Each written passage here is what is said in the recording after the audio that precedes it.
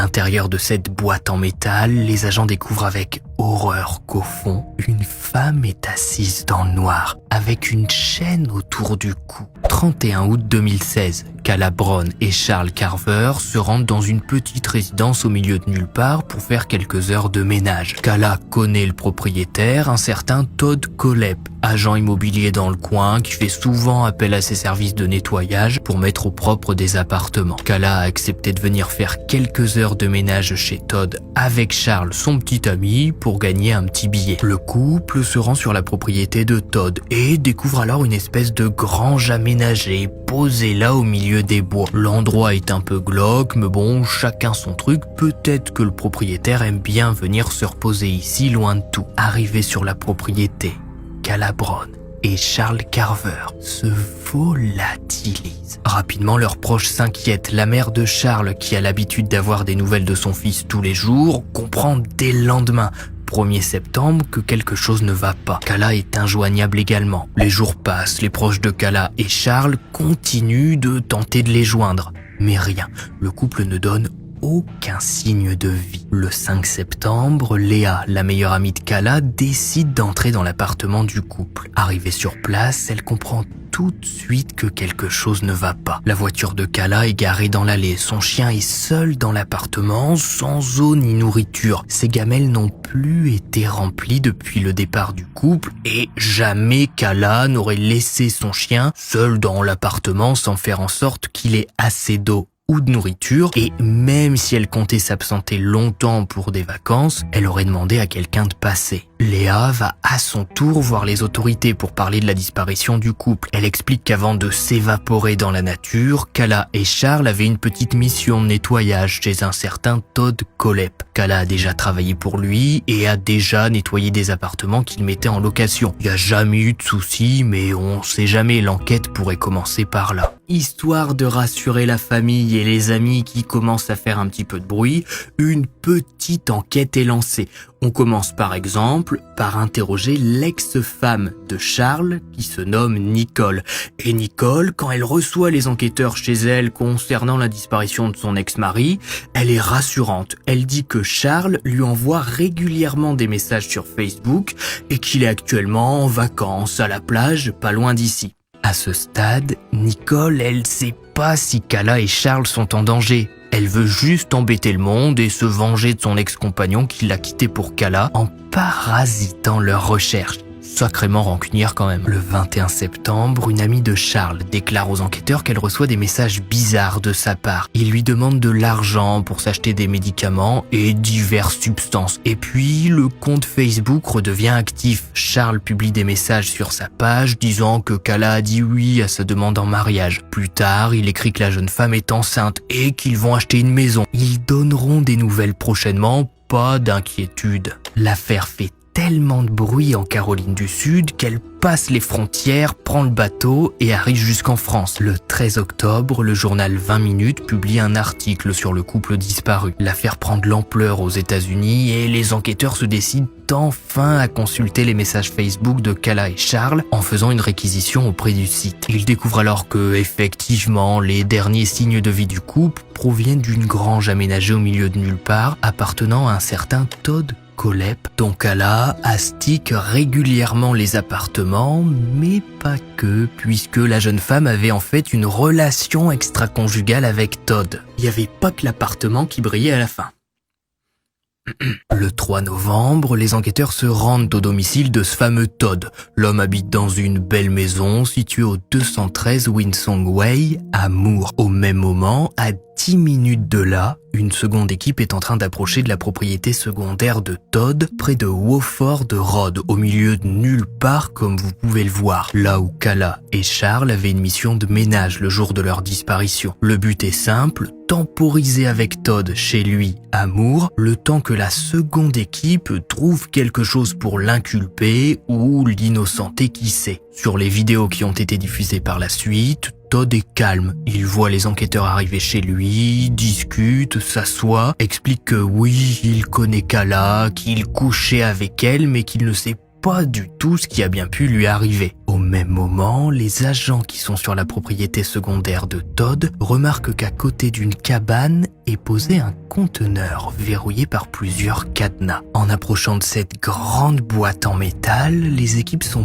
persuadées d'entendre des bruits de coups plus ou moins réguliers qui proviennent de l'intérieur. Mais quand ils appellent, demandent si quelqu'un est là, pas de réponse. L'ordre est donné de forcer l'entrée. Pas le temps de chercher les clés dans la grange aménagée, le mandat de perquisition n'est pas éternel et si les enquêteurs loupent le coche, ils reviendront peut-être trop tard. En moins de 10 minutes, les cadenas cèdent et le conteneur s'ouvre. À l'intérieur de cette boîte en métal, les agents découvrent avec horreur qu'au fond, une femme est assise dans le noir, assise sur 2 paniers pour chiens avec une chaîne autour du cou. Cette femme, vous l'aurez deviné, elle s'appelle Kala Brown et elle explique assez rapidement malgré le choc que c'est Todd qui l'a enfermée ici il y a plusieurs mois après avoir tiré sur Charles, son petit ami. Kala explique que Todd l'a d'abord attachée et passé régulièrement, chaque jour lui apportait à manger. La jeune femme raconte que Todd abusait d'elle, principalement dans sa grange aménagée. Il venait la sortir du conteneur toujours bien attachée pour qu'elle ne puisse pas s'enfuir et l'attacher à côté de son lit dans la grange. Une fois sa pulsion assouvie, Kala était remise dans le conteneur et avait droit de temps en temps à un nouveau livre pour passer le temps. Et en 2 mois,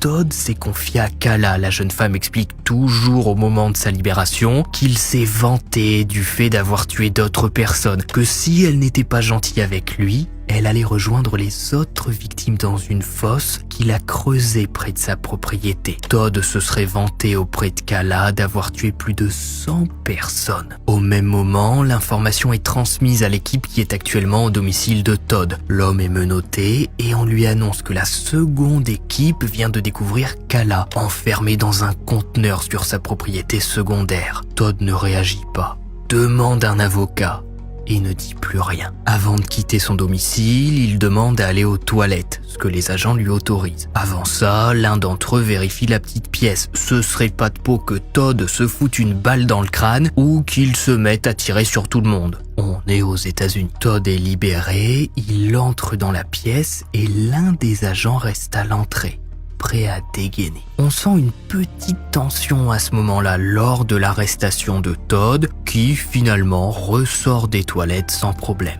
Il est embarqué et l'affaire Todd Kohlhepp débute avec son arrestation.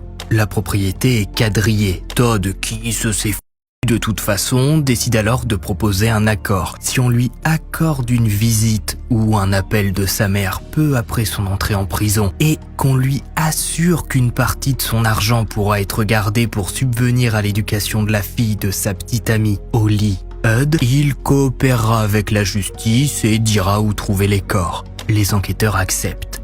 Arrivé sur la propriété, Todd va alors les mener à une espèce de petit cimetière caché près de sa grange. Dans l'une des tombes, qui se résume à un trou dans le sol rebouché avec de la terre, le corps de Charles Carver sera découvert. À côté de sa tombe, un trou préalablement creusé sera repéré par les enquêteurs. Trou qui devait servir prochainement à Todd pour y enterrer Kala. Petit détail sordide, les enquêteurs vont découvrir que le jour du meurtre de Charles et de la séquestration de Kala, Todd a envoyé un SMS à sa petite amie lui disant qu'il était épuisé par les travaux qu'il était en train de faire près de sa grange. Les recherches continuent, la propriété est retournée, les médias affluent de partout. En 48 heures, ce sont 2 autres corps qui sont retrouvés, ceux de Johnny et Megan Coxey, portés disparus depuis décembre 2015. Tous 2 ont reçu une balle et, fait plus qu'étrange, leurs pieds ont été coupés et enterrés plus loin. Contrairement à Kala, Megan, malheureusement, n'a pas eu la chance de survivre et Todd a pu suivre son plan macabre jusqu'au bout. Mais alors, qui est Todd Kohlhepp? Est-ce que c'est un gars qui d'un coup a pété un plomb, a acheté une grange aménagée en posant un conteneur sur la propriété pour y enfermer des femmes? Ou bien est-ce qu'il a quelques antécédents? Eh bien, comme beaucoup de tueurs en série avant lui, Todd a montré des signes inquiétants dès l'enfance. Todd Kohlhepp naît le 7 mars 1971 à Fort Lauderdale en Floride. Ses parents, William Samsel et Regina Tagg, ne restent pas bien longtemps ensemble puisque le couple divorce alors que Todd a 2 ans. 1 an après le divorce, Regina se remarie avec un certain Carl Kohlhepp qui donnera donc son nom de famille à Todd, dont l'enfance est marquée par l'absence de son père, William, qu'il ne voit quasiment jamais et qui d'ailleurs, d'après les articles que j'ai pu trouver, ne voit pas son père régulièrement avant l'âge de 8 ans. Et cette absence paternelle, Todd en souffre beaucoup. Il ne considère pas Carl Kohlhepp comme son père et dès son plus jeune âge est sujet à des crises de colère. À l'école, il rejette son mal-être sur les autres enfants en les maltraitant. Il attrape les plus faibles dans les couloirs, sabote les chaises avant que ses camarades ne rentrent en classe. Comme beaucoup de jeunes américains, Todd entre chez les scouts mais n'y fait pas long feu parce qu'il a la merveilleuse idée d'empoisonner la mascotte de son groupe, un petit poisson rouge en de l'eau de javel dans le bocal. Il est viré. S'ennuyant pendant ses vacances d'été et traînant dans son jardin, Todd va remarquer que dans le voisinage, il y a un gentil chien qui ne demande rien à personne et qui passe ses après-midi à se prélasser au soleil. Todd va s'armer d'un pistolet à plomb qu'il trouve chez lui et va tirer à bout portant sur le pauvre chien qui meurt sur le coup. William, son père, va reprendre contact avec son fils à ses 8 ans et il va tout de suite remarquer que quelque chose ne va pas. Todd est un gamin colérique, qui ne rigole jamais, qui ne sourit pas, qui ne s'exprime pas comme les autres. Les seuls moments où il parle, c'est pour critiquer ou se plaindre. Rien de bizarre d'un point de vue français. Les parents de Todd vont reprendre contact pour parler de ses problèmes et se mettre d'accord pour l'envoyer dans un centre d'évaluation comportementale. Secret médical, on ne sait pas combien de temps Todd est resté dans le centre ni combien de thérapies il a suivi. Tout ce qui a fuité et que l'on sait aujourd'hui, c'est qu'il était décrit par les spécialistes comme un gamin intelligent, mais sans motivation, avec une mauvaise estime de soi. Todd est décrit comme une personne égocentrique qui ne prend en compte que son point de vue, qui n'écoute pas les autres et est toujours persuadé d'avoir raison. Il réagit aussi très mal à la frustration et l'un des spécialistes indiquera qu'il pense que Todd pourrait être amené plus tard à forcer les autres à répondre à ses propres besoins. En 1983, Todd part vivre chez son père à Tempe, en Arizona. À la base, sa mère n'était pas vraiment d'accord pour laisser partir son fils à l'autre bout du pays, puisque Regina et Carl se sont installés sur la côte est, et William est parti vivre sur la côte ouest, au soleil. Mais quand Todd a dit à sa mère que si elle ne le laissait pas partir vivre chez son père en Arizona, il allait massacrer toute la famille en pleine nuit, Regina a fait la valise de son fils, l'a foutu dehors et a fermé la porte à double tour.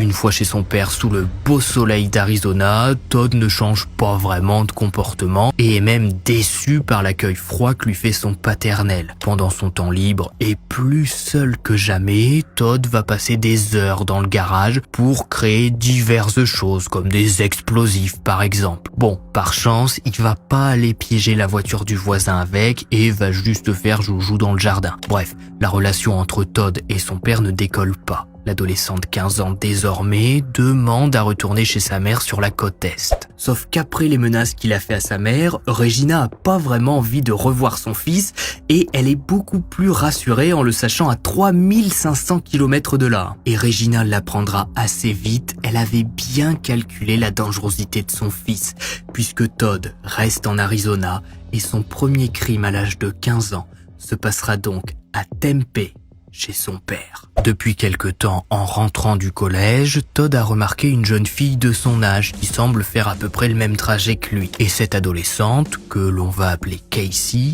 Todd la trouve pas mal. Elle lui plaît, mais il sait pas vraiment comment l'aborder. Et comme l'avait prévu le psychiatre qui l'avait vu au centre, Todd décide de forcer cette adolescente à répondre à ses pulsions, qu'elle le veuille ou non.